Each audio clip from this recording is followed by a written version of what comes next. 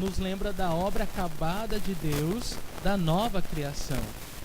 Jesus, ele ressuscitou no domingo. O Espírito Santo foi dado nesse dia de Pentecostes, no domingo. E o domingo também o dia do nascimento da igreja. Então os primeiros cristãos, eles se reuniam no domingo. Alguns cristãos na época, né, da igreja primitiva, o primeiro século, eles faziam questão de se reunir no sábado, né, alguns judeus.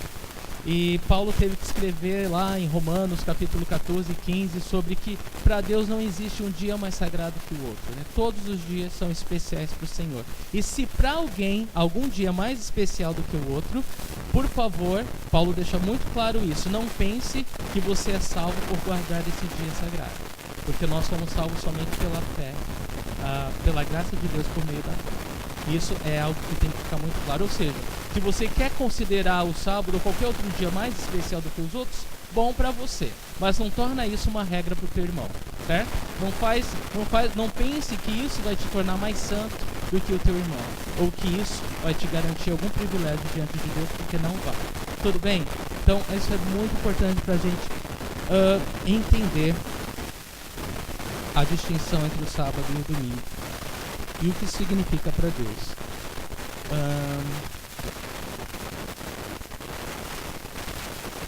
E agora nessa passagem, Jesus ele desafia, ele explica para nós, ele corrige essa visão distorcida do sábado e ele quer que a gente entenda que ele nos trouxe um novo sábado, ou que em Jesus nós temos um novo sábado. Não do modo como a lei, ou como eles costumavam viver antigamente, mas Jesus se tornou o nosso sábado, Jesus se tornou o nosso lugar de descanso. Tá bom? Isso é muito importante para nós entendermos na passagem de hoje. Então, antes da gente entrar no primeiro versículo, lembra que Jesus ele já tinha curado um homem coxo, né, paralítico, no dia de sábado. Isso tinha deixado os líderes religiosos furiosos. No texto de hoje, se você observou, Jesus ele vai no dia de sábado também. Primeiro, os discípulos que estavam com ele vão comer espigas, eles vão catar espigas no campo e comer. Isso é do versículo de 1 a 5, e do 6 ao 11 nós vemos uma outra situação no dia de sábado. Jesus ele cura um homem na sinagoga com a mão atrofiada, o homem da mão ressequida. Então, Lucas ele faz esse esforço para nós de relacionar esses eventos no dia de sábado para que a gente entenda um pouquinho melhor que Jesus é o nosso sábado, ele é o Senhor do sábado, ele criou o sábado e ele faz do sábado e no sábado o que ele quiser. Amém? Isso é muito importante para nós. Lucas, capítulo 6, versículo 1.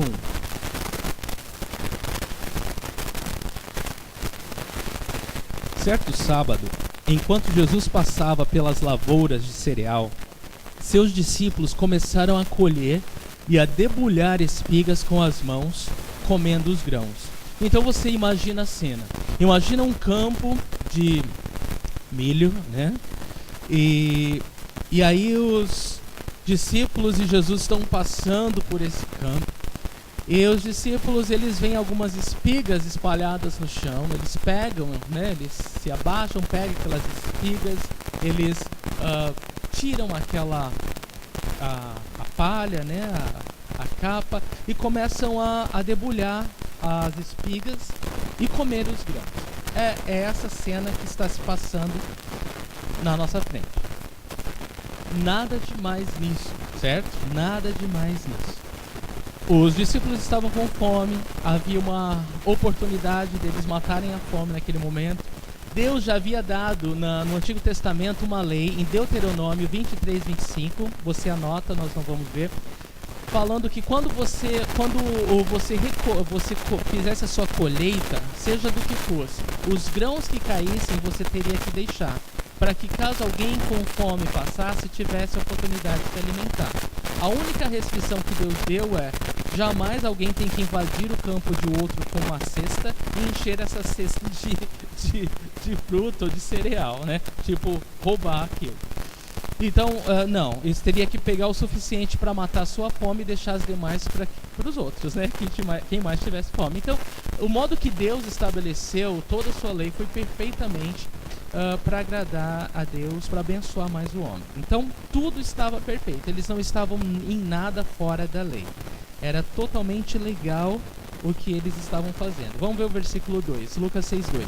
Alguns fariseus perguntaram: por que vocês estão fazendo o que não é permitido no sábado? É incrível para mim como esses fariseus estavam em todo canto, por toda parte. O povo chato, não é, gente? Criaturas, meu Deus, abomináveis das trevas, esses fariseus, não é? Eles estavam ali na espreita, eles não perdiam a oportunidade, eles queriam pegar Jesus de qualquer jeito. E ali, enquanto Jesus passava por esse campo, os discípulos, lá estavam os benditos fariseus. E eles ficam indignados com o que eles veem, eles ficam indignados do fato dos discípulos terem pego aquelas espigas e comido. Eles falam, eles ficam tão indignados que eles perguntam: por que vocês estão fazendo o que não é permitido no sábado? Não pode fazer isso no sábado. Não pode catar espiga de milho, não pode comer. Vocês estão fazendo colheita. Eles consideravam aquilo um trabalho. Vocês estão trabalhando no dia que Deus mandou vocês descansar. Mas Jesus vai deixar claro para nós que eles não tinham entendido nada, completamente nada em relação ao sábado. E é importante falar para vocês algumas coisas que os rabinos, ou os rabis daquela época, eles tinham elaborado uma lista meticulosa, detalhada, com todas as atividades que você poderia fazer ou não fazer no dia do sábado. Então, eles decidiam o que era trabalho e o que não era considerado trabalho. E no caso aqui, os discípulos de Jesus, eles foram pegos em 4 delitos, segundo a lista elaborada deles. Porque você não podia catar, você não poderia debulhar, você não poderia soprar, limpar, e você não poderia preparar alimento, né? E eles estavam fazendo as 4 coisas ali, na cabeça deles, né? Na cabeça deles, eles aqui cometeram 4 crimes gravíssimos no dia de sábado, de uma vez só. Então eles estavam indignados com aquilo. E o mais triste disso é porque eles estavam tão cegos, né? Ali estava Jesus, ali estava o Filho do Homem, ali estava o autor do sábado. E eles estavam tão cegos por suas tradições e religiosidade que eles não enxergavam. Eles não enxergavam o que a palavra realmente queria dizer, e eles não enxergavam o Deus da palavra que estava ali na frente deles. E eu vou, antes da gente passar, eu quero só dizer que ainda hoje os judeus ortodoxos mantêm essa lista, né, de regras, né, detalhadas sobre o dia de sábado. E uma das coisas, duas situações interessantes é essa. Em 1992, uma casa, ela pega fogo. Por quê? Porque o morador da casa, né, ele se descuidou, o gás, né, começou a pegar fogo na casa, e ele ligou para o rabino para perguntar para o rabino se era considerado trabalho, chamar o corpo de bombeiros para apagar o fogo. Ele não sabia, ele não queria cometer alguma, né, uma falha, né, ou deixar de guardar o sábado dando trabalho. E aí demorou 30 minutos pro rabino dar a resposta para ele. Nisso a casa acabou pegando fogo, e mais 2 vizinhos, né? Cada vizinho de cada lado da casa também foi pro beleléu por causa disso. É claro que eles podiam, o rabino falou sim, mas já era tarde demais. E a outra situação é que eles não podem dar nó no dia de sábado, porque é considerado trabalho. Então se eles querem pegar uma água num poço, não pode dar um nó no balde, né? Mas tem uma cláusula na lei deles que a mulher, ela pode dar um nó na cintura, na roupa dela. Vocês já imaginaram a cena, né? Eles conseguiram burlar a própria lei, fazendo com que eles pegassem a água do poço com o nó na cintura da mulher. Como eles conseguiram isso, eu não sei, mas eles conseguiram fazer isso. E é isso que a lei faz com a gente. A lei nos faz peritos nos faz pior. Na verdade, a lei nos torna piores. A lei não nos torna melhores. Irmão, se a lei ela pudesse trazer alguém para perto de Deus ou fizesse alguém mais justo, Jesus Cristo não precisaria vir e cumprir a lei e morrer no nosso lugar e nos ensinar a viver pela graça. Mas a lei ela não tem esse poder. Ela só pode nos acusar e nos condenar. Ela não tem o poder para nos tornar melhores ou para nos salvar. Tudo que a lei pode fazer é mostrar o quão ruim nós somos, quão falhos somos, quão perdidos estamos. Então, é algo muito importante para a gente entender isso. No versículo 3 nós lemos que Jesus lhes respondeu: vocês nunca leram o que fez Davi quando ele e seus companheiros estavam com fome? Eu gosto do modo que Jesus ele aborda esses homens, né, esses camaradas. Jesus ele não discute com eles. A única coisa que Jesus fala é assim: vocês já leram a Bíblia de vocês? Só isso. Vocês entenderam o que vocês leram? É um tapa, né? Um tapa de pelica. Jesus estava mostrando para eles: olha, a resposta do que vocês estão falando está na própria Bíblia de vocês, só que vocês não leem. Se leem, não entendem. Né? Então, é claro que a resposta de Jesus não deixou eles mais contentes. Né? Eles ficaram ainda mais bravos por terem sido chamados de ignorantes em relação à palavra de Deus. Mas Jesus ele traz à tona em 1 Samuel 21, de 1 a 6, se você quiser anotar e ler em casa, é um bom texto. Davi e seus soldados estão fugindo do rei Saul e eles se escondem no templo. E ali estavam os pães da presença, né? Eram 12 pães representando cada uma das tribos de Israel. E esses pães eles ficavam no lugar santo do templo e era trocado a cada sábado, né? A cada novo sábado eles trocavam esses pães. E só os sacerdotes poderiam comer desses pães, mas ninguém, né? E só que Davi estava morrendo de fome e os seus soldados também. E 1 Samuel 21, de 1 a 6 diz que Davi come dos pães da presença. Ele estava com fome, ele estava morrendo de fome. E ali estavam pães fresquinhos no dia do sábado. E eles comeram o pão. Ele e os soldados. Então Jesus está falando... a gente falaria: e aí, mané, né? Vocês não sabiam que... Só eu falaria mané. Então, vocês não sabiam que não podia comer vocês não sabiam que só os sacerdotes podiam comer e que Davi comeu aquilo? E Deus falou: beleza, tá tudo bem, tá tudo certo. Deus está falando: vocês não leram isso? Vocês não entenderam isso? Eles ficaram bravos. Mas Jesus estava trazendo para eles a essência da situação. E o mais interessante é que a aplicação, né, no momento ela se encaixava perfeitamente. Porque nenhum dos fariseus ia usar a lei para Jesus e falar que Davi errou. Porque ele é o grande rei de Israel. Davi é um dos nomes que eles respeitam muito. Né? Então eles jamais iam falar que Davi, o ungido de Deus, ele errou, né? Ele fez algo errado. Então eles calaram a boca, eles tiveram de engolir aquilo. E Jesus nessa comparação estava falando: eu sou ungido de Deus, eu posso, meus discípulos podem comer das filhas que estão aqui. Jesus, de forma muito sutil, ele estava mostrando para eles que ali estava ele, como Davi fez com seus soldados. E algo importante para a gente entender é que às vezes a gente quer estar tão correto no nosso modo de pensar, que a gente ignora, né, o coração de Deus na palavra de Deus. A gente se agarra à letra e a gente não atenta ao espírito da letra. Infelizmente, ainda hoje isso acontece. Não é verdade? Ainda hoje, nós queremos estar tão corretos aos olhos de Deus que a gente se agarra à letra e a gente não percebe o espírito da letra.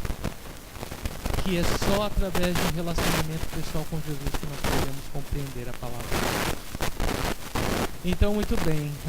Um estudioso das Escrituras escreveu: é possível ler as Escrituras meticulosamente, conhecer a Bíblia de capa a capa, ser capaz de citá-la literalmente, passar em qualquer exame sobre ela e ainda assim perder completamente o seu real significado. Porque tudo que nós precisamos é do Espírito de Deus, não é? Para compreender a palavra de Deus. Versículo 4 fala assim: ele entrou na casa de Deus, Jesus falando ainda aos fariseus sobre 1 Samuel 21, né? Descrevendo a cena de Davi ser julgado como um pão dos pães da presença. Ele entrou na casa de Deus e, tomando os pães da presença, comeu o que apenas aos sacerdotes era permitido comer, e os deu também aos seus companheiros. Então, similar, né? De forma semelhante, Jesus fez ali com as espigas de seus discípulos. Só que nessa fala de Jesus, ele dá o primeiro princípio do sábado para nós. Se você quiser anotar, isso é muito importante. A necessidade humana é mais importante do que o ritual religioso. Amém? Pode anotar. A necessidade humana, ela é mais importante do que um ritual religioso. Então não importa o que você tenha aprendido ou como você enxerga algum texto da palavra de Deus, se essa maneira que você enxerga, ela não está de acordo com esse princípio, provavelmente essa maneira de olhar está errada. Porque o coração de Deus coloca a necessidade humana em primeiro lugar. A necessidade humana é mais importante do que um ritual religioso. Esse é o princípio básico para o sábado, para entender o dia do sábado. E infelizmente eles estavam cegos para isso. Ainda hoje as pessoas não acreditam que o que Deus realmente quer é misericórdia e não sacrifício. As pessoas, elas são desejosas de fazer sacrifício em nome de Deus, mas elas esquecem de ser misericordiosas com o próximo.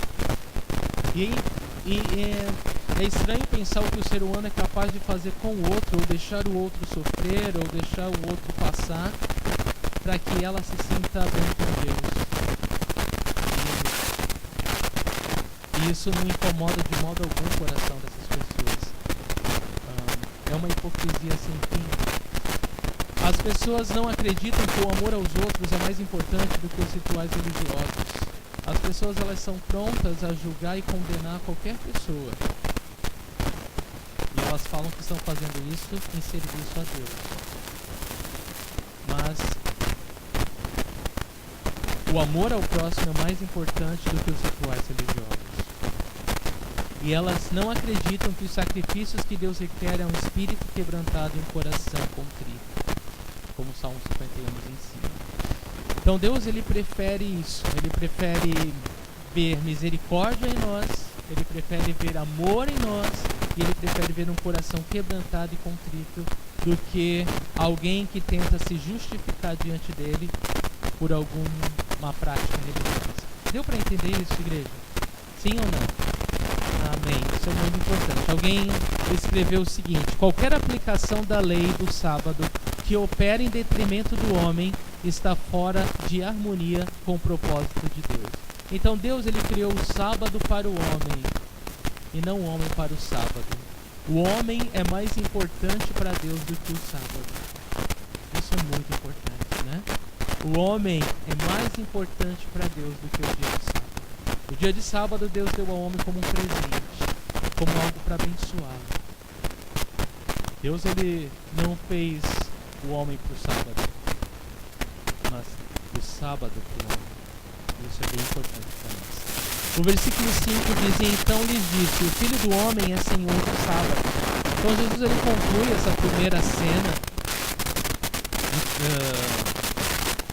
do campo lá, de cereal, com essa frase: o Filho do Homem é Senhor do sábado. Quem é o Filho do Homem? Jesus. Ele é o Filho do Homem, ele é o Filho de Deus. Esse é um título messiânico que nós já falamos bastante no Evangelho de Lucas. Jesus está falando: eu sou o Senhor do sábado. Eu sei o que pode me acontecer. Eu sei a aplicação correta desse caso. É ousado, né? E o segundo princípio, ele é mais forte ainda que o primeiro, se vocês quiserem notar. Jesus ele está falando que ele é Senhor do sábado, né? E que, sendo Senhor do sábado, ele estava tudo bem com seus discípulos comendo as espigas, né? Ele não estava ofendido com isso. E o segundo princípio é que Jesus é Deus. Jesus é Deus. Ele criou isso. E ele mostra que ele tem toda a autoridade para fazer do sábado o que ele bem entender. Então ele não é só o ungido de Deus, mas ele também é o Senhor do sábado. Então são os dois princípios que a gente aprende aqui com o Senhor. E eu acredito que os fariseus entenderam o ponto de Deus. E tanto é que eles vão ficar ainda mais bravos quando eles vão querer matar Jesus logo. Então, gente, vocês entenderam isso. Deus ele está mais interessado em suprir essa necessidade humana do que a gente faça alguma coisa ritual. É claro que Deus estava interessado em que Davi fosse fortalecido, os seus soldados tivessem ânimo e não perecesse, não morresse. Então a gente precisa parar e pensar o que a gente está colocando em primeiro lugar, o que Deus realmente quer.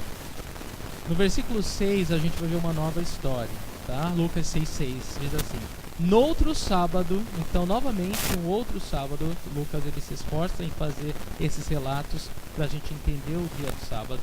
O que acontece em outro sábado? Ele entrou na sinagoga, Jesus, e começou a ensinar. Estava ali um homem cuja mão direita era atrofiada. Em algumas passagens, um homem da mão ressequida. Então você entende essa nova cena agora. Jesus entra numa sinagoga e ali estavam, os judeus. Jesus ele se levanta, ele vai ensinar a palavra de Deus. Mas o mais interessante é que ali no meio daquela audiência tinha um homem com uma mão atrofiada. Sua mão direita era atrofiada. E alguém pode dizer, mas como que aquele homem entrou ali, né? A impressão que dá quando a gente lê o texto é que os fariseus eles já estavam de olho naquele homem, né? Eles já estavam de olho para ver o que Jesus ia fazer com aquele homem. Há uma impressão de que eles tinham levado aquele homem para dentro da sinagoga só para ver o que Jesus ia fazer. De uma certa forma, eles já estavam na expectativa do milagre, mais do que os discípulos de Jesus, certo? Eles já estavam assim, Jesus vai fazer um milagre hoje. Os discípulos estavam viajando, né? Mas os fariseus estavam já certos de que o Senhor ia operar um milagre naquela noite. Isso nos faz pensar qual é a nossa expectativa quando a gente vem ao culto, não é verdade? Como que a gente vem ao culto? Qual é a nossa expectativa, né? Será que a gente vem na expectativa de que o Senhor está nesse lugar, que o Senhor preparou algo especial para nós, de que quando nós nos reunimos para adorar o nosso Deus, o Senhor se manifesta com poder, Ele fala aos nossos corações, Ele transforma as nossas vidas, ou nada disso passa na nossa cabeça, ou nada disso passa no nosso coração? A gente vem simplesmente, sei lá por quê, a gente às vezes nem pensa, a gente nem sabe o que está fazendo aqui, não é verdade? Então a gente precisa ter essa expectativa, né, de que quando a igreja do Senhor se reúne, o nosso Deus é grande e a gente pode esperar coisa grande. Amém, igreja? Você pode ter essa expectativa no teu coração, porque o nosso Deus é grande. Você pode ter expectativa de coisas grandes, e isso é tremendo. É interessante que Jesus ele frequentava as sinagogas mesmo sabendo que os religiosos, os líderes religiosos, eles tinham entalado na garganta, eles não engoliam Jesus. Mas Jesus ele ia ensinar. Ele não usava de desculpas para não estar em comunhão com o povo de Deus. É uma coisa que a gente precisa pensar, né? Que a gente não sabe para ter desculpas para não vir para a igreja, né? Jesus ele poderia, ele aliás, ele é Deus, ele já sabia tudo que eu ouvi lá. Muito melhor. Ele ouvia às vezes muita coisa errada ali, mas ainda assim isso quebra o nosso coração. Versículo 7. Os fariseus e os mestres da lei estavam procurando um motivo para acusar Jesus. Por isso observavam atentamente para ver se ele iria curá-lo no sábado. Vejam, né? Eles já estavam ali atentamente olhando para Jesus. Acho que ele vai curar e vai ser no sábado. A gente vai pegar Jesus lá. Eles estavam nessa expectativa. Ele vai fazer um trabalho no dia santo. Que isso? Agora a gente pega ele. Agora ele está frito. Né? A gente vai culpar ele de agir contra Deus, porque ele vai curar alguém no dia do sábado. Meu Deus, a pessoa tem que estar muito cega mesmo. Isso eles faziam achando que estavam acertando com Deus.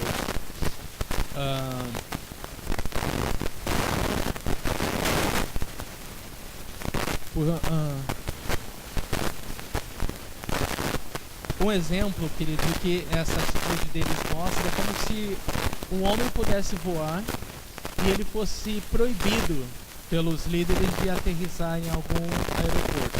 Né? É uma comparação. Ali estava Jesus, o Filho de Deus, o Senhor do sábado. Estava presente ali. Ele podia curar, ele podia fazer o que ele quisesse. E eles estavam preocupados com o que ele não podia fazer. E eles estavam ali nessa expectativa.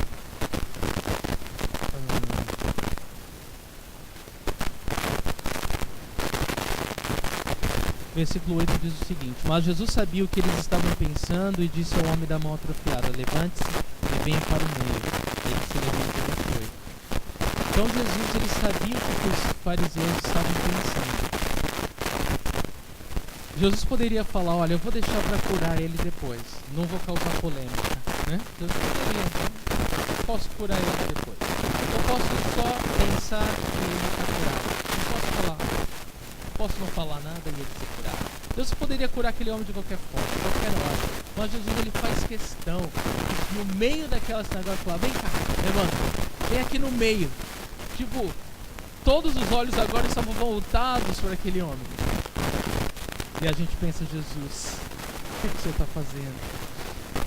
Com certeza, Jesus queria ensinar aqueles líderes religiosos e queria que esse ensino que ele daria ali, através daquele exemplo, fosse entendido por todos nós. Por todos nós. Jesus, ele chama aquele homem até o meio, ele vai, e aí o que Jesus faz com ele? Versículo 9. Jesus lhes disse. Jesus agora, ele pergunta para toda a audiência presente. Jesus faz uma pergunta. Eu lhes pergunto: o que é permitido fazer no sábado? O bem ou o mal? Salvar a vida ou destruí-la? Forte pergunta de Jesus. O que é permitido, né, fazer no sábado? O bem ou o mal? Salvar uma vida ou destruir uma vida? É claro que todos pensaram: bem, salvar uma vida, né?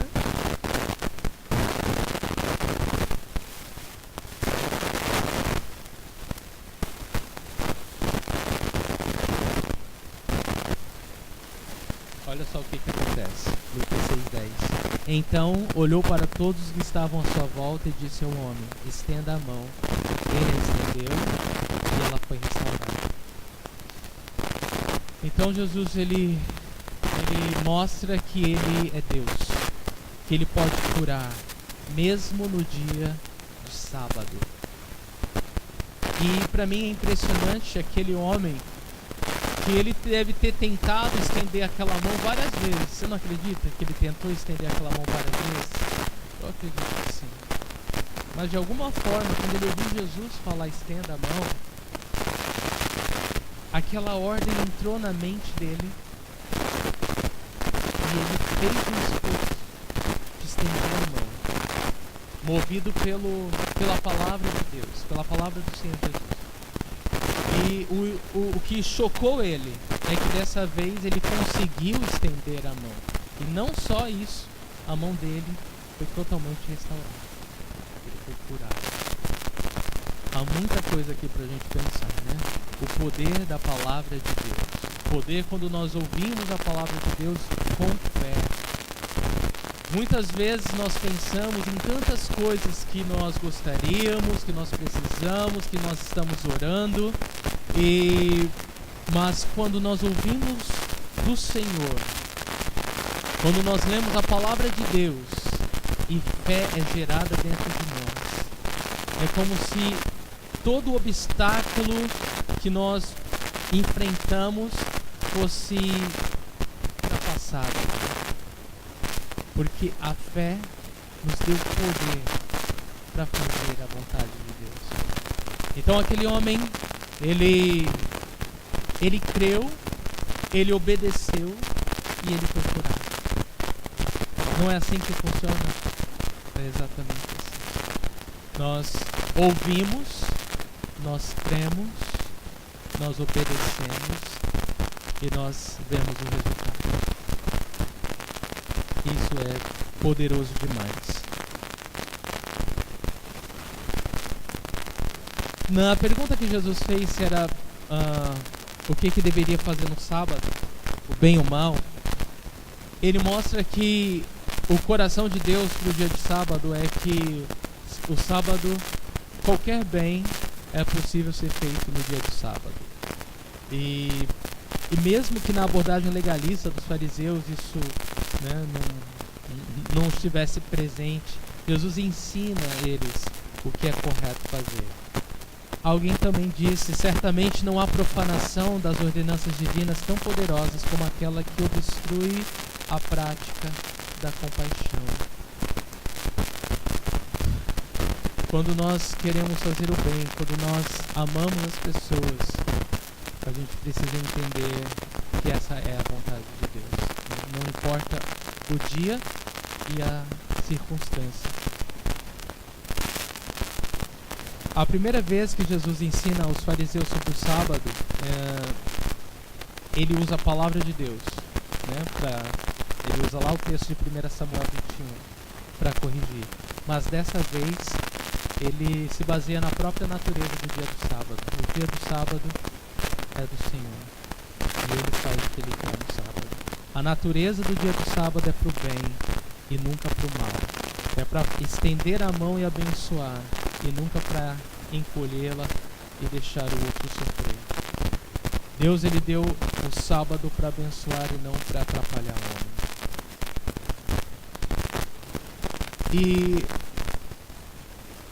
em Mateus a gente lê que se uma ovelha, um animal, caísse no buraco no dia de sábado, eles poderiam resgatar o animal. Mas ali estava um homem enfermo e eles estavam lá para julgar Jesus e não deixá-lo curar um homem. Ou seja, é a mentalidade da nossa sociedade hoje. Hoje você vê uma mobilização tão grande, né, para os animais, né? Ai, os animais, tudo são os animais, pobre dos animais.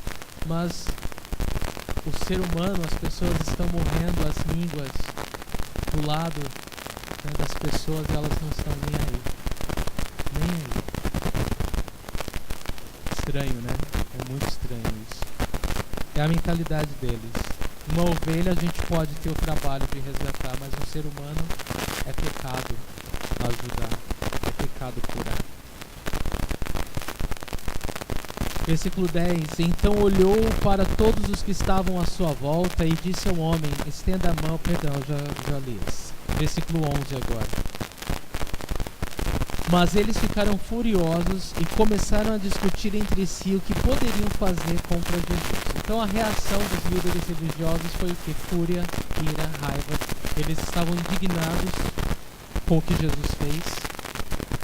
Que Jesus curou aquele homem no dia do sábado. E mostrando para eles que o sábado foi feito para fazer o bem e não o mal. E eles não receberam bem aquilo, infelizmente. Eles começaram a tramar como iriam matar Jesus. Agora você para e pensa. Planejar um assassinato no dia do sábado não é 1000 vezes pior do que curar um homem com uma mão apropriada? Não é verdade? Então para eles era pecado, era errado curar um homem da mão atrofiada no sábado, mas tudo bem de planejar um assassinato. Tudo bem.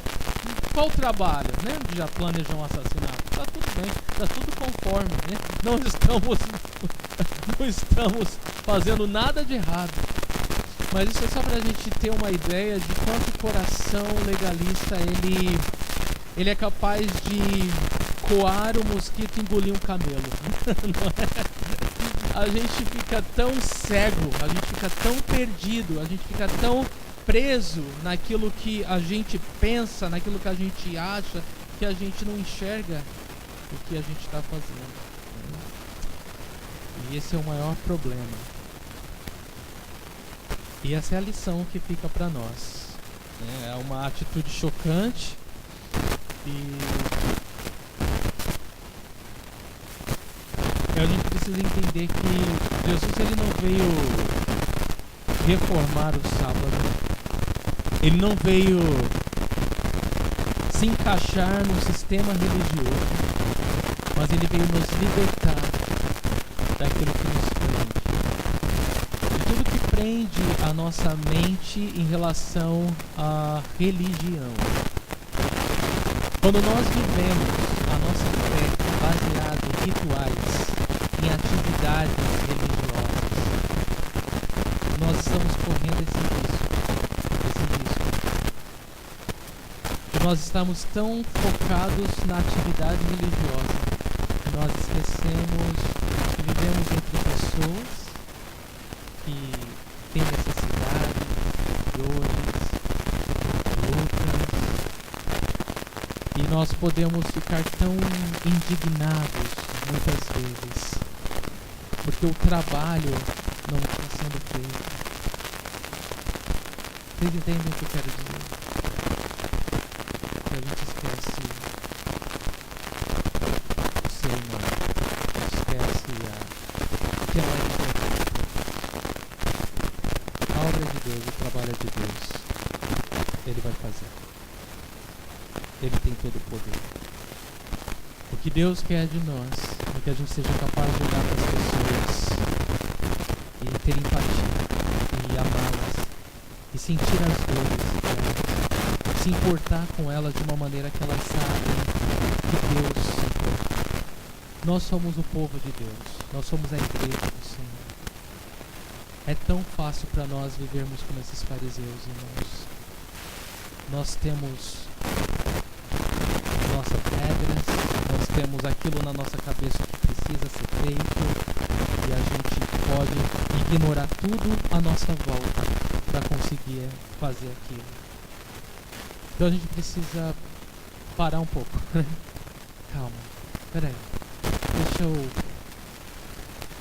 Deixa eu respirar um pouco, deixa eu orar a Deus, deixa eu pedir para o Senhor me mostrar o que está acontecendo à minha volta. Quais são as pessoas que estão à minha volta? O que essas pessoas significam para Deus? O que Deus tem para essas pessoas?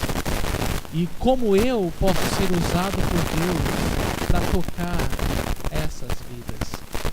Como Deus pode me usar para ministrar a essas almas, a essas vidas? Isso é fé, isso é caminhar com Cristo, isso é viver guiado pelo Espírito Santo de Deus. Isso é um novo sábado, isso é um novo sábado. Quando o sábado religioso passou, foi embora, mas Jesus nos trouxe um novo sábado. Ele é o nosso sábado. E aqueles que estão em Cristo, eles têm uma nova visão, eles têm um novo entendimento, eles têm uma nova maneira de olhar as coisas ao seu redor e agir. Faz sentido isso para vocês, né? Deus, ele se importa não com o que nós fazemos por Ele, mas com o que Ele fez por nós em Jesus Cristo. E é assim que nós devemos viver.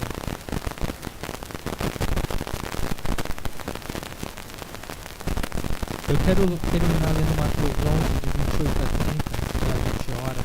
Mateus 11, de 28 a 30 diz assim: venham a mim, todos os que estão cansados e sobrecarregados, e eu lhes darei descanso.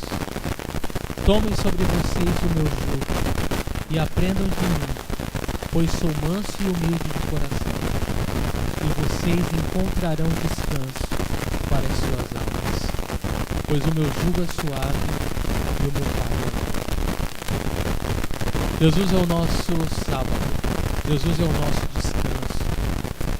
Todos que estão cansados, pesados, muitas vezes você está tão cansado que você já não consegue nem dormir. Você já passou por isso? Quem sabe o que eu estou falando? Você está tão cansado que você não consegue dormir. É possível a gente estar tão cansado, irmãos, que a gente não consegue descansar. Mas eu amo o fato que o Senhor fala: venham a mim, todos que estão cansados, sobrecarregados, e eu vou dar descanso para vocês. Nós nos preocupamos muito, irmãos, com o que nós temos que fazer.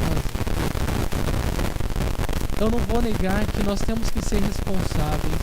Eu não vou negar que nós temos que crescer em ser mais organizados, em poder se planejar melhor, pensar um pouquinho mais à frente que nós vamos iniciar. Tudo isso é verdadeiro, tudo isso é bom, tudo isso tem seu lugar. Mas eu acredito que muitas vezes nós nos frustramos em cansaço porque nós não conseguimos atingir tudo aquilo que a nossa mente planeja. Talvez só eu possa ser assim, talvez você seja diferente. Mas às vezes a gente tem tantos alvos, tantos objetivos, e a gente quer fazer tanta coisa e a gente não consegue fazer metade delas, e a gente fica frustrado. Além de cansado, a gente fica triste, chateado, frustrado. E tudo isso vai adicionando ao nosso peso, né, ao nosso cansaço físico, a gente fica com cansaço emocional. E quando a gente menos imagina, a gente está exausto espiritualmente também, porque a gente está frustrado e a gente já não consegue se concentrar mais em leitura bíblica, em oração, a gente não consegue focar mais, e ali vai uma bola de neve, né? É uma bola de neve, cresce. Mas Jesus é tão maravilhoso, irmãos, que Ele continua sendo quem Ele é, o Senhor do sábado, o nosso sábado, e Ele continua falando pra gente exatamente isso: olha, para tudo e vem até mim. Que tal você parar tudo que você está pensando, fazendo, e vem aqui? Descansa, fica comigo, né? Passa um pouco de tempo comigo e eu te prometo que você vai ficar bem. Irmãos, eu oro que você ouça o Senhor falar isso no teu coração. Jesus, Ele está te chamando para descansar nele. Jesus está te chamando para não fazer nada, simplesmente receber dele. E eu acredito que é isso que esse texto fala. Esse texto fala que é hora da gente parar e descansar. Esse texto fala que é hora da gente curtir o nosso sábado. Da gente não ficar tão preocupado com o que pode ou não pode fazer no sábado, irmãos. A gente não fique preocupado de que se eu vou agradar a Deus ou não vou agradar a Deus. Deus, Ele te ama, Ele só quer te abençoar, Ele é o teu sábado. Só que você só pode ser abençoado e ter o verdadeiro descanso nele, não longe dele. Então Ele fala: para tudo e se aproxima de mim. Para tudo e chega para perto. Aproximai-vos de Deus e Ele se aproximará de vocês. E como nosso descanso, Ele vai poder ministrar a nossa alma. Ele vai poder fazer aquilo que férias não consegue fazer, né? Quando a gente tira férias, fica mais cansado, né? É uma loucura. Ele vai poder fazer tudo o que a gente gostaria de fazer e a gente não consegue. Mas, irmãos, eu louvo a Deus porque nós temos o Senhor como nosso sábado, como nosso descanso. Porque Ele é aquele que nos ajuda a fazer aquilo que nós não conseguimos fazer. Amém? E tudo bem. Tudo bem. Eu oro que você esteja tudo bem com isso. Ele fala: toma sobre você meu jugo. É hora de você deixar tudo que pesa sobre você aos pés dele. O que está te preocupando? Contas para pagar? Criação dos filhos? Não sei. Trabalho, falta de trabalho? Doença? alguma coisa, qualquer coisa que pode estar sendo pesado demais para você, ele está falando, olha, vamos trocar o jugo, né? Me dá o teu, me dá isso que está pesado e toma o que é meu. Meu jugo, tome sobre vocês o meu jugo e aprendam de mim, pois sou manso e humilde de coração, e vocês vão encontrar descanso para as suas almas, porque o meu jugo é suave e o meu fardo é leve.